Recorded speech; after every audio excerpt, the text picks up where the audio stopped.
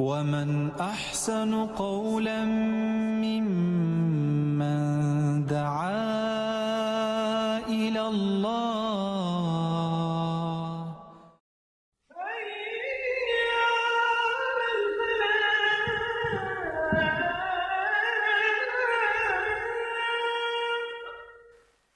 نحمد و نصلی علی رسول الکریم، اما بعد فاعوذ باللہ من الشیطان الرجیم، بسم اللہ الرحمن الرحیم۔ لا اقسم بهذا البلد وانت حل بهذا البلد۔ ترجمہ ہے، نہیں میں قسم کھاتا ہوں اس شہر کی، اور حال یہ ہے کہ اے نبی صلی اللہ علیہ وسلم اس شہر میں تم کو حلال کر لیا گیا ہے، اور قسم کھاتا ہوں میں باپ کی اور اس کی اولاد کی جو اس سے پیدا ہوئی، در حقیقت ہم نے انسان کو مشقت میں پیدا کیا ہے۔ کیا اس نے یہ سمجھ رکھا ہے کہ اس پر کوئی قابو نہ پا سکے گا؟ کہتا ہے کہ میں نے ڈھیروں مال اڑا دیا۔ کیا وہ سمجھتا ہے کہ کسی نے اس کو نہیں دیکھا؟ کیا ہم نے اسے 2 آنکھیں اور 1 زبان اور 2 ہونٹ نہیں دیے،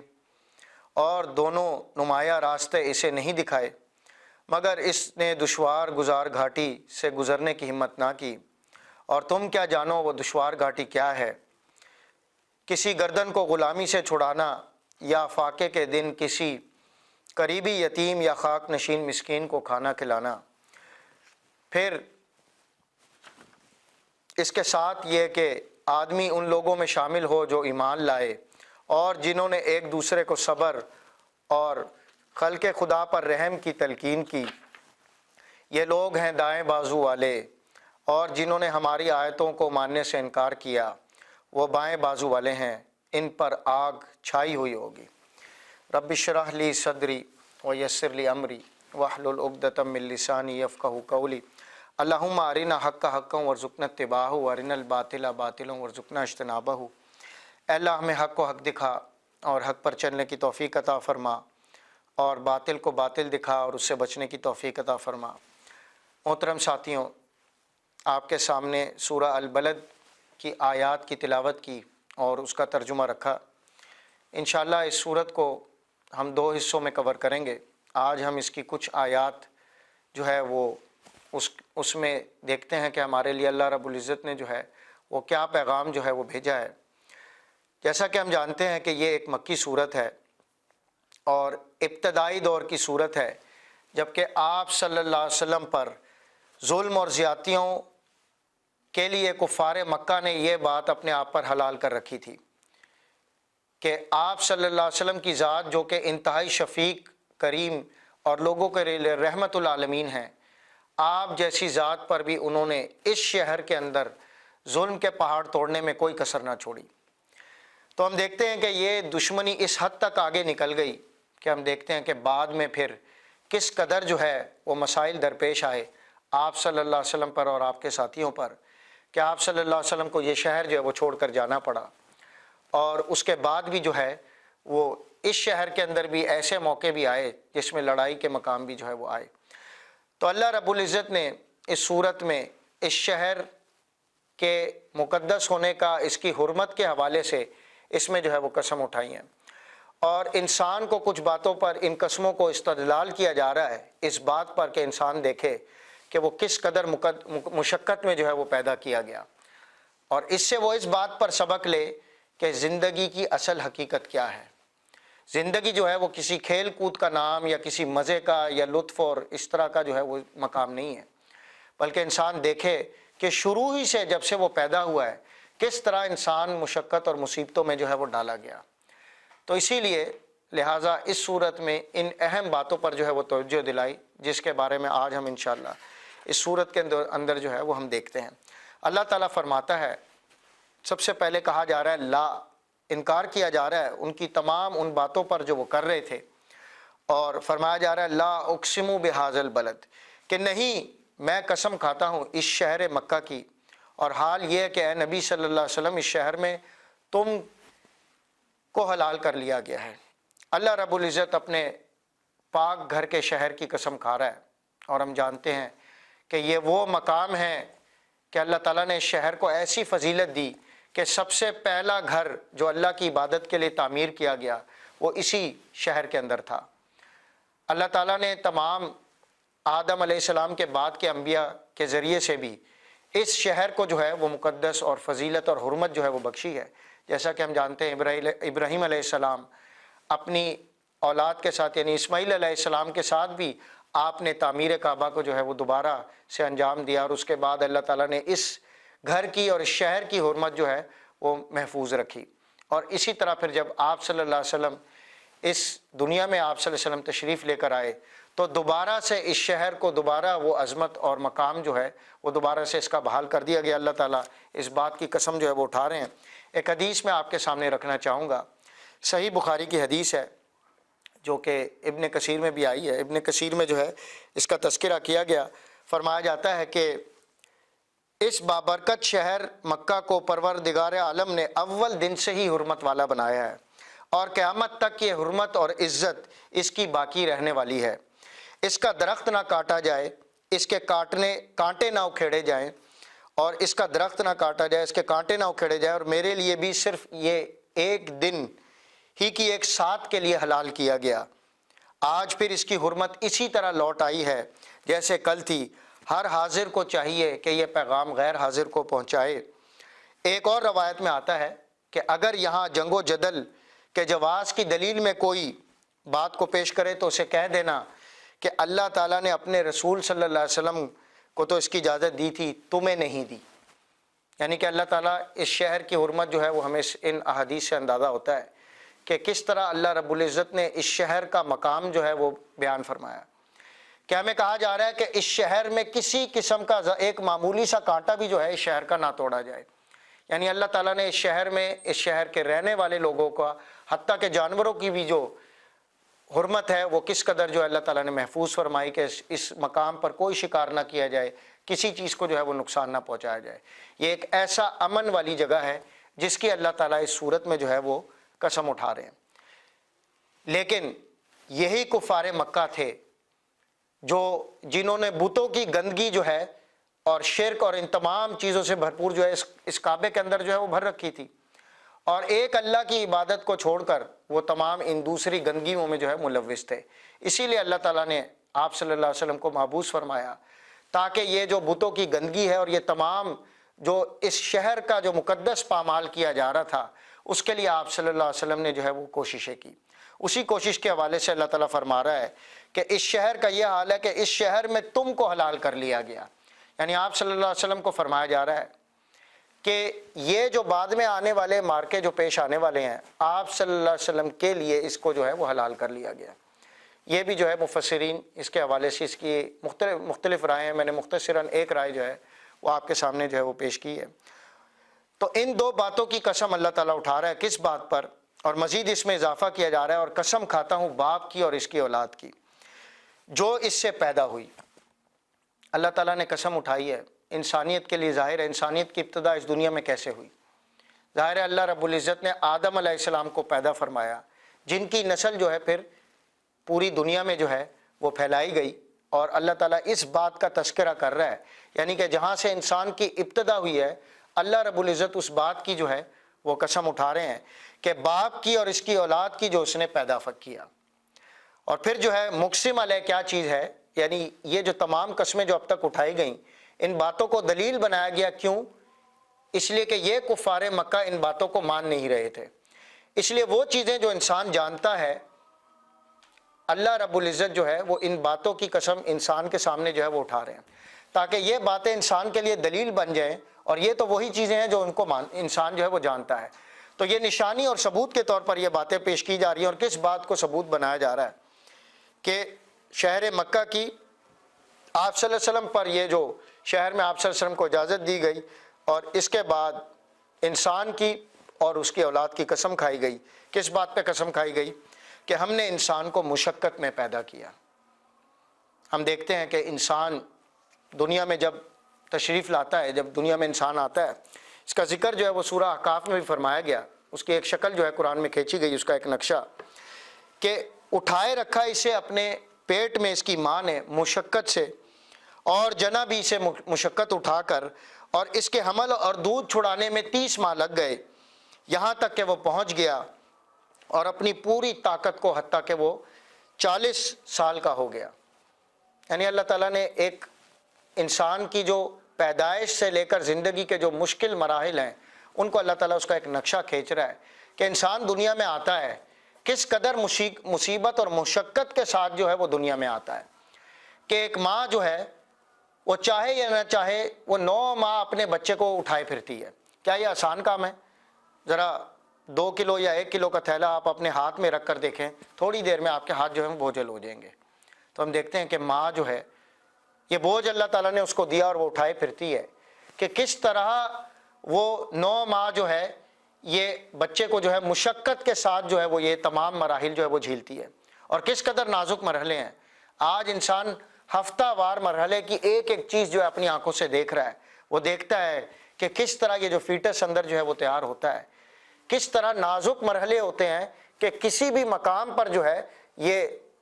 تخلیق کا جو مرحلہ ہے وہ ختم ہو سکتا ہے۔ کتنے نازک مرحلوں سے یہ تمام پروسیس جو ہے وہ ہو کر گزرتا ہے۔ انسان آج ان باتوں کو جو ہے وہ زیادہ بہتر سمجھ سکتا ہے۔ اللہ تعالیٰ اسی مشقت کا ذکر جو ہے سورہ احقاف کی آیت نمبر 15 میں کر رہا ہے کہ دیکھو کس قدر مشقت سے جو ہے اس کی ماں نے اس کو اٹھایا،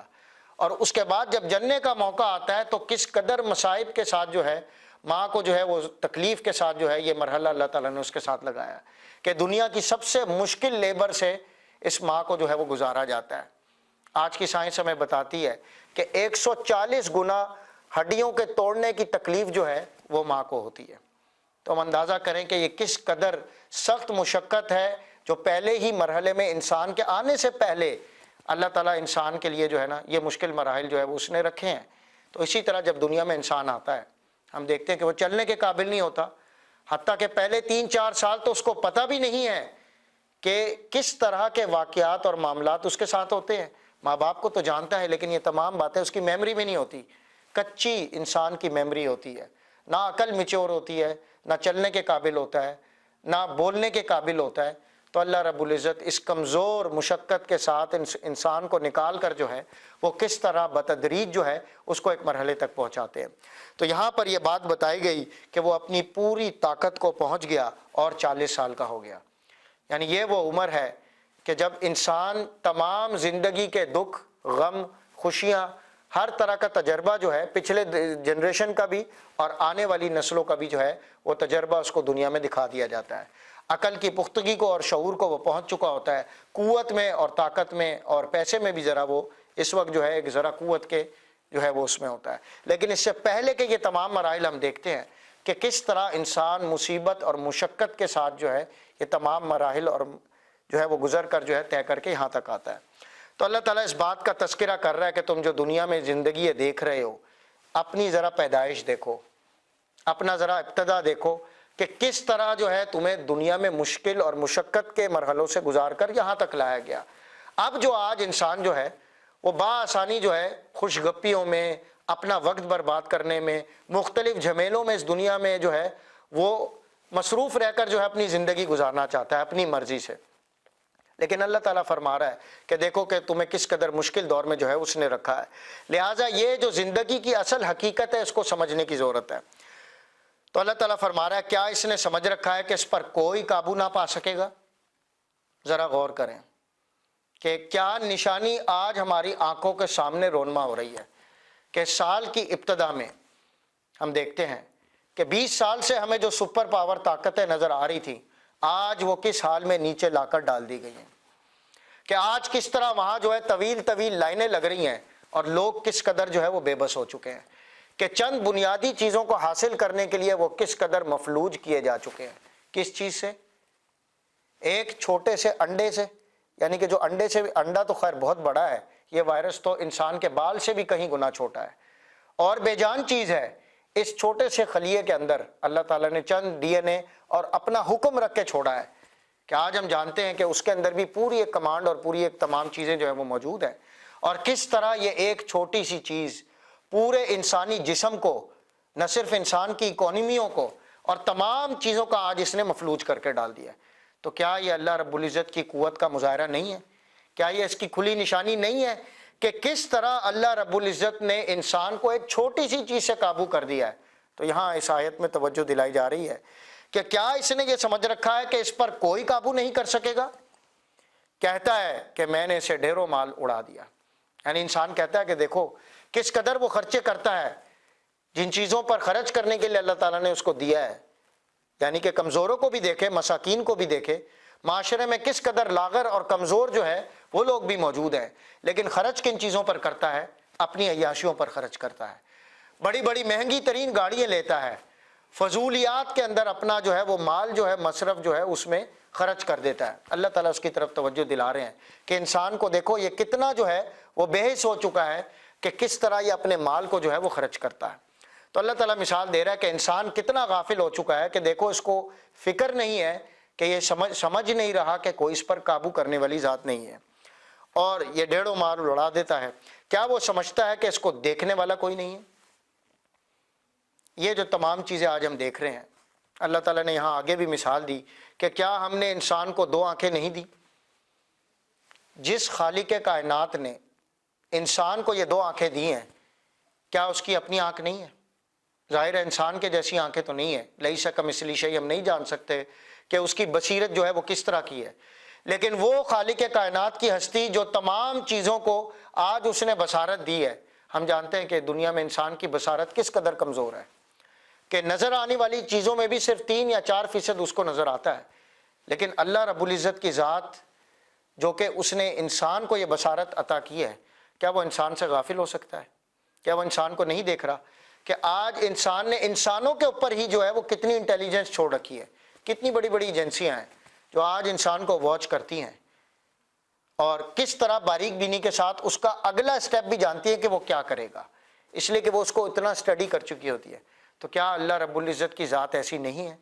کہ وہ انسان کو دیکھ رہی ہے؟ وہ تو خالق کائنات ہے، کائنات میں کتنے ستارے اور کتنی کہکشائیں ہیں، وہ ان سب کو بھی دیکھ رہا، چلا رہا ہے۔ انسان تو ان سب کو گن نہیں سکتا، تو اللہ رب العزت تو پوری کائنات چلا رہا ہے۔ تو باریک بینی کے ساتھ انسان کی ہر حرکت کو جو ہے وہ نوٹ کیا جا رہا ہے، اور اللہ رب العزت نے یہاں کرامن کاتبین بھی جو ہے وہ انسان کے ساتھ لگا رکھے ہیں جو انسان کی ہر چیز کو جو ہے وہ واچ کر رہے ہیں۔ تو اللہ تعالیٰ فرما رہا ہے کیا وہ سمجھتا ہے کہ کسی نے اس کو دیکھا نہیں ہے؟ فرمایا جا رہا ہے کہ ہم نے اسے 2 آنکھیں، 1 زبان اور 2 ہونٹ نہیں دیے؟ الم نجعل لہ عینین ولسانا وشفتین وہدیناہ النجدین۔ اللہ تعالیٰ توجہ دلا رہا ہے انسان کی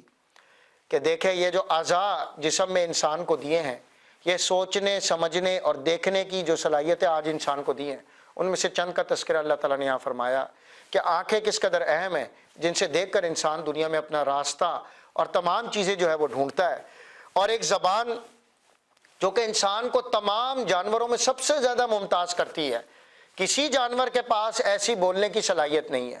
اور اس پر اللہ رب العزت نے انسان کو دماغ بھی دیا، سوچنے سمجھنے والا۔ اس بات کا ذکر اللہ تعالیٰ سورہ رحمان میں بھی کرتا ہے، الرحمن علم القرآن خلق الانسان علمہ البیان، کہ اس نے بولنے کی صلاحیت انسان کو جو ہے وہ عطا فرمائی ہے۔ تو یہ وہ بڑی بڑی انسان کے آرگنز ہیں جن کا تصور اللہ تعالیٰ یہاں انسان کے سامنے رکھ رہا ہے کہ ذرا انسان غور کرے کہ اللہ تعالیٰ نے اس کو دیکھنے کی، بولنے کی اور یہ ہونٹ نہیں دیے۔ کس قدر انسان کے جسم میں خوبصورت ہونٹ ہیں اللہ تعالیٰ نے لگائے ہیں، ذرا سے ٹیڑھے میڑے ہو جائیں یا ذرا سی ان میں کوئی چوٹ یا کوئی بیماری آ جائے تو کس قدر جو ہے وہ بدصورت اور مشکل انسان کو پریشانی جو ہے وہ پیش آتی ہے۔ ہم دیکھتے ہیں کہ کس طرح اللہ رب العزت نے اس چھوٹے سے ایک خلیے سے، یہاں بھی تو کچھ سیل جو ہے انہوں نے کام کیا آ کے، کہ یہ ہونٹوں کی جو ہماری جو پیدائش ہے، کس طرح اللہ رب العزت نے اس کو جو ہے وہ پیدا فرمایا کہ اسی ایک خلیے سے ہماری زبان کے مسلس کو بھی پیدا کیا، اسی خلیوں سے ہماری آنکھوں کو پیدا کیا، اسی خلیوں سے جو ہے یہ ہونٹ بھی جو ہے وہ اللہ رب العزت نے رکھے ہیں۔ اور ساتھ میں اللہ تعالیٰ آگے اہم بات بتا رہا ہے کہ اور دونوں راستے نمایاں جو ہے وہ اس کو دکھا دیے۔ یہ ہماری آج کی آخری آیت ہے۔ اللہ تعالیٰ فرما رہا ہے کہ یہ انسان ذرا غور کرے کہ اس کو کوئی دیکھنے والا ہے، اور یہ جو صلاحیتیں اس کو دی ہیں، یہ دیکھنے کی صلاحیت جس سے انسان اپنا راستہ ڈھونڈتا ہے، بولنے کی صلاحیت جس سے وہ بولتا ہے، تو اللہ تعالیٰ نے انسان کو یہ دونوں راستے بھی دکھا دیے ہیں، یعنی ایک اچھا راستہ اور ایک برا راستہ، اور اس میں انسان کو جو ہے وہ چوائس بھی دے دی ہے۔ اللہ تعالیٰ فرماتا ہے الذی قدر فہدی، کہ اسی نے انسان کو جو ہے اس کی تقدیر مقرر کی اور اس کو راستہ دکھایا، اس کی ایک قدر جو ہے مقرر کر دی۔ تو یہ جو اللہ تعالیٰ یہاں پہ اس کا تذکرہ کر رہا ہے کہ یہ جو انسان کو اللہ تعالیٰ نے یہ جو نمایاں راستے جو کھول کر دکھا دی ہیں، اب انسان کا یہ اپنا فیصلہ ہے کہ وہ چاہتا ہے تو اس اچھے راستے کو اختیار کرے جو اللہ تعالیٰ نے اس کو اس کی آنکھوں کے ساتھ جو ہے وہ دکھا کر سجائی دے دیا۔ کیا انسان کی آنکھیں نہیں دیکھ رہی کہ انبیاء کی جو زندگی ہے اور اس کے ساتھ یہ جو کتابیں مبین دلیلوں کے طور پر انسان کے سامنے پیش کی گئی، کیا یہ صحیح راستہ اس کو نظر نہیں آتا؟ اس کا دل اس بات کی گواہی دیتا ہے۔ انسانوں کو پتہ ہے اچھی طرح، بل الانسان علی نفسہ بصیرہ، انسان خود اپنے آپ کو بہتر جانتا ہے کہ وہ کیا چیز غلط کرتا ہے اور کیا چیز صحیح کرتا ہے۔ تو انسان کو تو واضح طور پر پتہ ہے کہ جس راستے پر وہ چل رہا ہے اللہ تعالیٰ نے نفس اللوامہ اس کے اندر جو ہے وہ رکھا ہوا ہے، وہ بار بار اس کو خبردار کرتا ہے کہ کون سا راستہ جو ہے وہ گمراہ ہے، گمراہ کن راستہ ہے۔ آج انسان دیکھ رہا ہے کہ وہ کس قدر بے بس کیا جا چکا ہے اور ہدایات اور تدبیریں اس کو بتا دی گئی ہیں۔ چائنا نے اس بات کو بہت اچھی طریقے سے سمجھ بھی لیا کہ دیکھو یہ تدابیر اگر نہیں کی تو کس قدر جو ہے وہ نقصان ہو سکتا ہے، تو وہ راستہ انہوں نے اپنا لیا جو ان کی اتھارٹیز نے آج ان کو بتایا کہ بھائی اگر آپ ایسا نہیں کریں گے تو اس کا کانسیکوینسز تو آج تمام انسانوں کو نظر آ رہے ہیں۔ تو وہ خالق کائنات جو پوری کائنات کی اتھارٹی ہے، بادشاہوں کا بادشاہ ہے، اس نے بھی ہمیں کچھ احکام دیے ہیں، کچھ راستہ اس نے بتا کر انسانوں کو متعین بھی کروا دیا کہ دیکھو یہ میرا رسول ہے، وہ کتاب اور راستہ لے کر جو ہے انسانوں کے سامنے آ گیا۔ اب اگر ہم ان راستوں پر نہیں چلتے تو اسے ہماری عبادات کی بھی ضرورت نہیں ہے۔ آج اس کا مظاہرہ بھی ہم دیکھ رہے ہیں کہ اللہ رب العزت جو ہے شاید آج ہم سے کتنا ناراض ہے کہ ہمیں آج سوچنے سمجھنے کا مقام ہے ہمارے لیے کہ کس قدر جو ہے ہمارے لیے یہ سخت آزمائش کا وقت ہے کہ ہمیں اللہ کے حضور میں جو ہے وہ پلٹنا چاہیے، اس کی طرف رجوع کرنا چاہیے، اس کے دین کے لیے ہمیں جو ہے وہ متحرک ہو جانا چاہیے کہ جو دین کی تمام باتیں اس نے ہمیں نعمتوں کی صورت میں دی کہ ہم دیکھتے ہیں کہ کتنی بڑی نعمت ہے کہ آج 1400 سال پہلے ہمیں جو طہارت کی چیزیں بتائی گئیں وہ آج ہمیں اپنی آنکھوں سے جو ہے وہ نظر آ رہی ہیں کہ کیسے کیسے سٹینڈرڈز جو ہے آپ صلی اللہ علیہ وسلم اس دور میں ہمیں بتا کر جا چکے ہیں۔ تو وہ تو ہمیں پوری شریعت دے کر جا چکے ہیں کہ زندگی کے ہر شعبے کے اندر انہوں نے ہماری رہنمائی فرمائی، سیاسی، اقتصادی، معاشی، معاشرتی، ہر لحاظ سے آپ صلی اللہ علیہ وسلم نے کیا ہماری رہنمائی نہیں کی؟ اور اللہ تعالیٰ تو ہمیں فرماتا ہے کہ ادخل فی السلم کافہ، کہ دین میں پورے کے پورے داخل ہو جاؤ۔ ہمارے پاس یہ آپشن نہیں ہے کہ ہم اپنی مرضی سے دین کے کچھ حصے کو تو مان لیں اور باقی حصوں کو چھوڑ دیں۔ تو آج ہم دیکھتے ہیں کیا یہ نمازیں اور یہ چند عبادات ہمارے لیے کافی ہیں کہ اللہ رب العزت نے تو پورا دین بھیجا تھا، لیکن آج اگر ہم ان نعمتوں کا کفران کریں گے جو نعمتیں اللہ تعالیٰ نے ہمیں دی ہے تو اللہ رب العزت کو بھی ہماری عبادتوں کی کوئی ضرورت نہیں ہے۔ اللہ رب العزت سے دعا ہے کہ آج امت پر یہ جو مصیبت اور سخت وقت جو ہے یہ پڑا ہے، اللہ رب العزت اس میں ہماری جو ہے وہ مغفرت فرمائے، ہم سے جو بھی گناہ کبیرہ اور صغیرہ نادانستہ اور دانستہ طور پر سرزد ہوئے ہیں یا رب العالمین اس کو ہم سے معاف فرما دے۔ جو یہ مشکل وقت امت آج اس میں مبتلا ہے یا رب العالمین ہم اتنا بوجھ نہیں اٹھا سکتے